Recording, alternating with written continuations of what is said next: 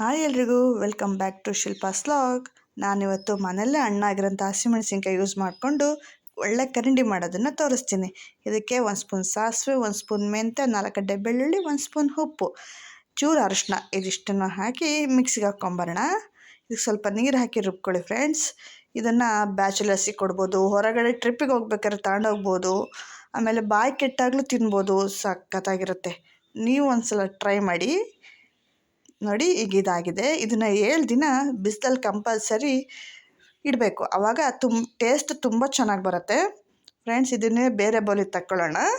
Please friends, ಈ ವಿಡಿಯೋಗೆ like ಮಾಡಿ, ಶೇರ್ ಮಾಡಿ, ಸಬ್ಸ್ಕ್ರೈಬ್ ಮಾಡಿ.